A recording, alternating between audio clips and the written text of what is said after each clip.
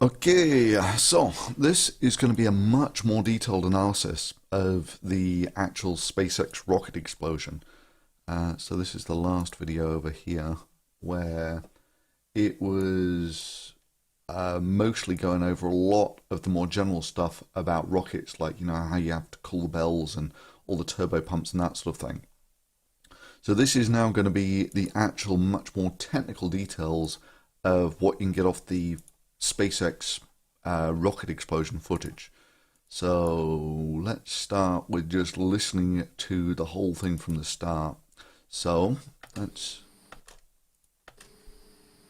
boom, 1, 2, 3, 4, 5, 6, 7, 8, 9, 10, 11.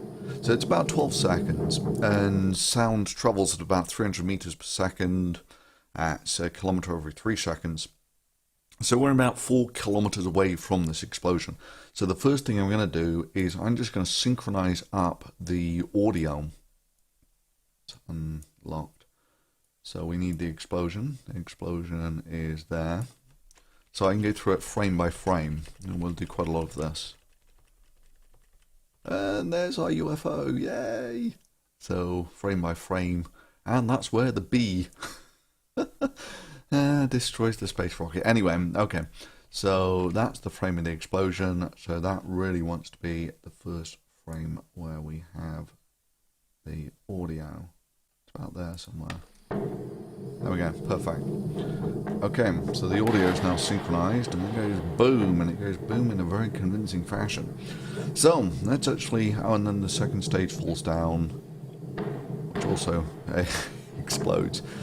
Right, so, what you've got on the upper stage here is a liquid oxygen tank, and then below it is essentially a kerosene tank. It's this more or less the same stuff in shearing gas.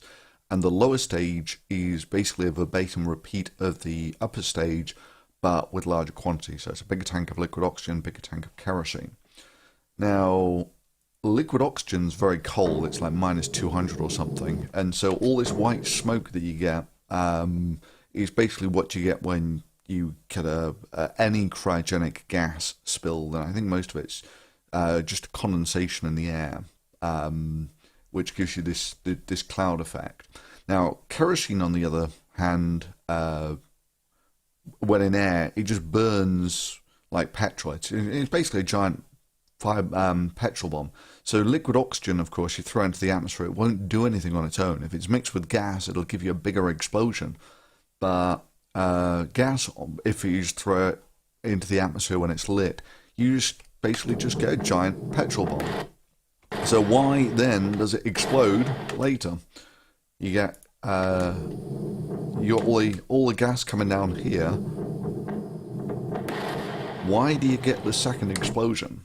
Now, if you actually look in more detail, so I'm going to actually zoom in a bit on this. So zoom in on my rocket. Center him up as well. Okay. So what you'll find is that almost immediately after the explosion, the tanks here are actually pretty lightweight. Yeah, they don't take much higher pressure than, say, a Coke can or something. It's, you know, a fraction of an excess of an atmosphere.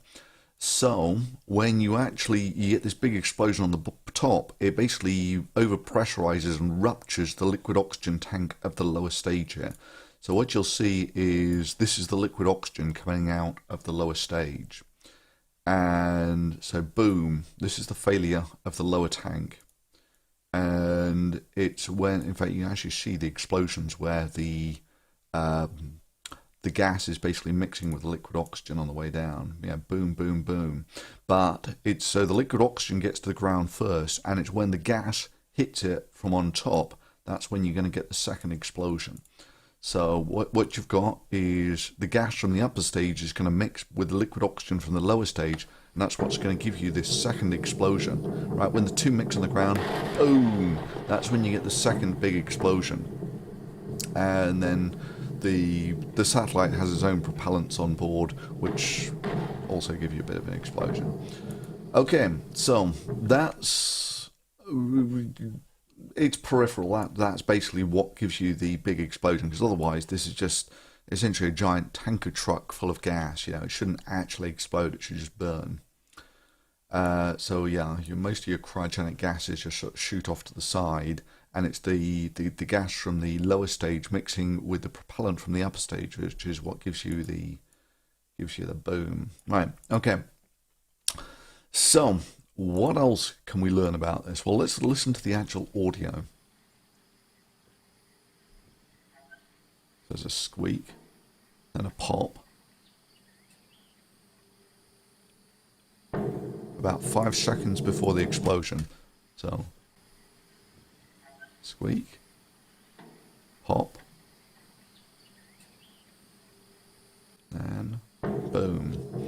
Okay, so you've got some peculiar sounds on here, and this is one of the reasons why the SpaceX folk were absolutely desperate for some other footage of this rocket explosion. In fact, it's mind-blowing that they were putting up a rocket that's cost $65 million, and they weren't videoing it themselves, right? They basically are begging for other people to give them footage, when for a couple of $100 you could have actually set up their own camera for this, but it wasn't done. And so now comes the problem: is that squeak local? The pop certainly sounds like it actually comes from the rocket. Now, you got to bear in mind that we're 4 kilometers away from this. So is that squeak real? Or, is it a local sound that is doing that? Or is it actually coming from the rocket 4 kilometers away? The pop certainly sounds like it's coming from the rocket.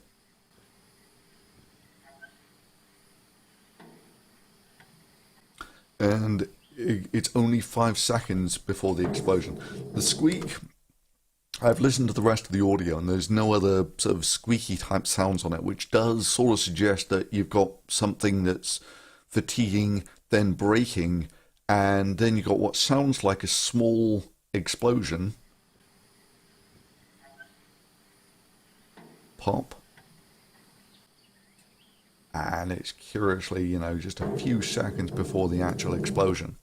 So, what I'm going to do now is I'm going to zoom in way up close and personal to the actual rocket. Now, there are no real... There's nothing that you can really see from this footage with either the squeak or the pop that obviously changes... there is no obvious image of an explosion or something to the outside. Anyway, so this is a schematic I found of the Falcon 9.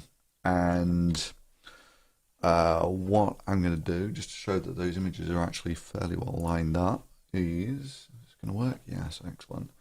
Is I'm just going to sort of line up where the oxygen tank is. I'll put one on here just to sort of show that the fairings all lined up. Let's go one for the bottom of the oxygen tank, and one for the bottom of the fuel tank. We'll see where our explosion comes from, okay? And our explosion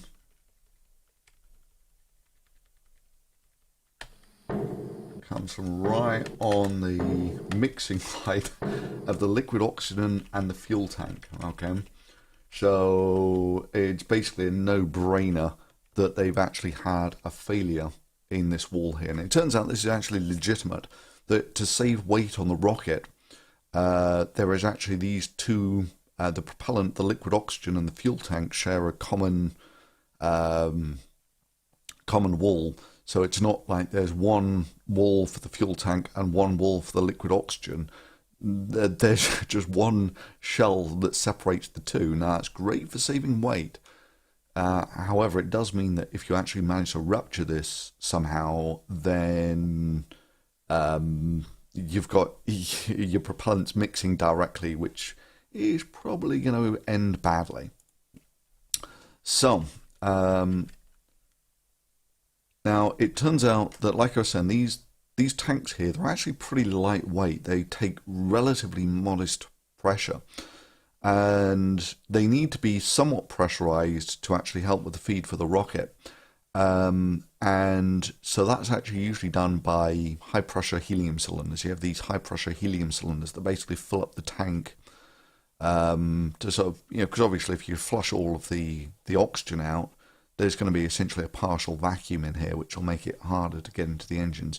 So the tanks are filled up with helium from the top, and I don't know where those helium tanks are here, but it's one of the obvious things that if one of those helium cylinders, the high pressure helium cylinders, has actually overpressurized or caused damage to the liquid oxygen tank in some way, that you've actually got mixing there.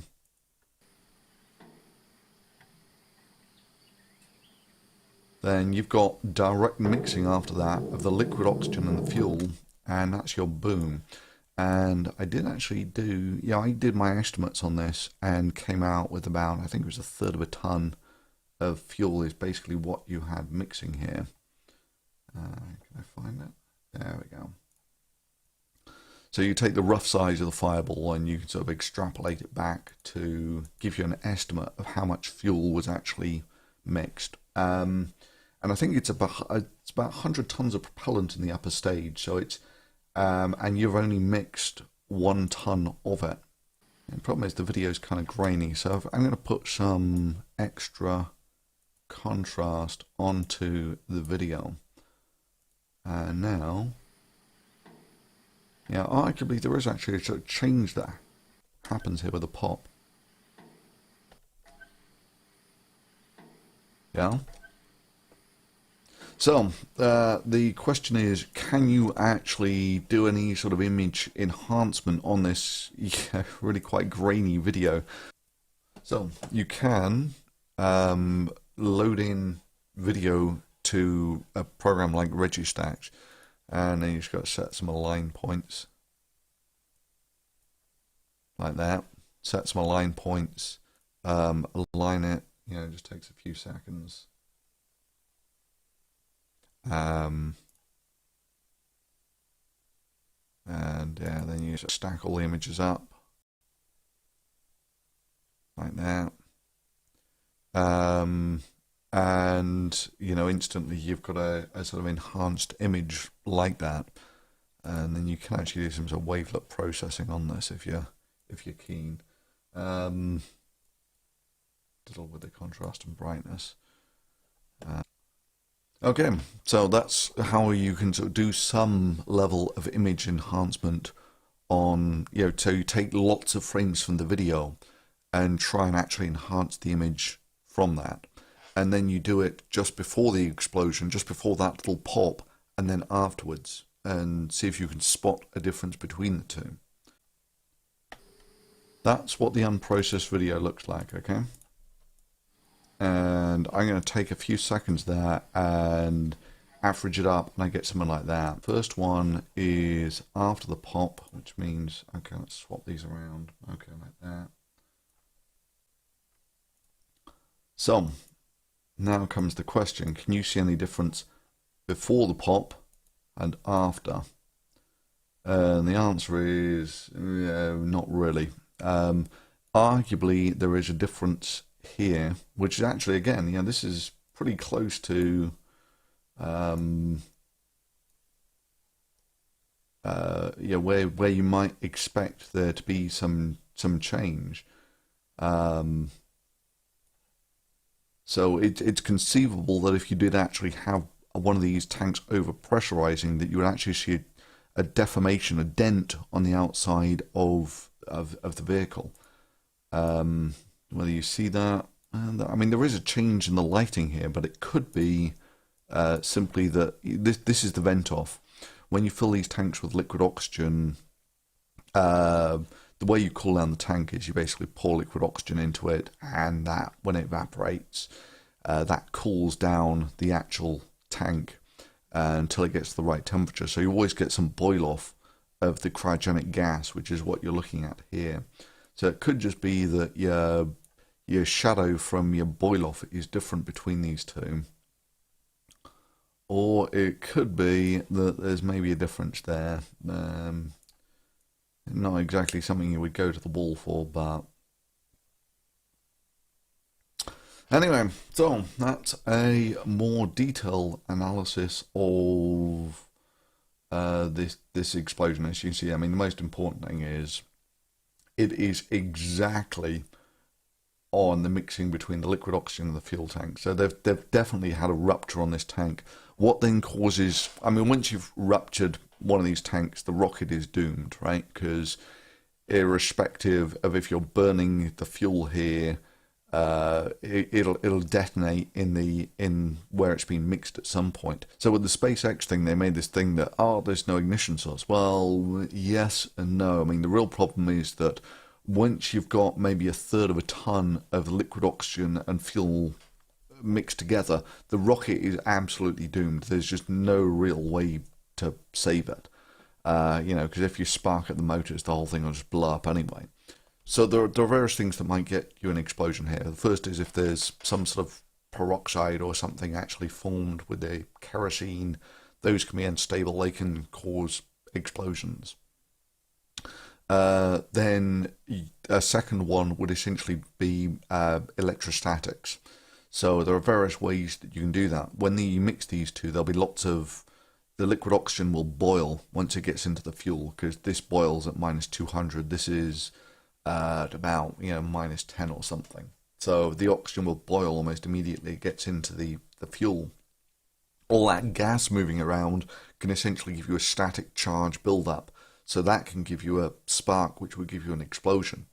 Or alternatively, once the liquid oxygen gets into the fuel, it can actually, it'll just start freezing the fuel, and the crystallization, the freezing itself can also build up sort of static charges, which can give you a spark, which, once you've got these two mixed, you're just completely screwed. So, anyway, that's the basic details of the SpaceX explosion.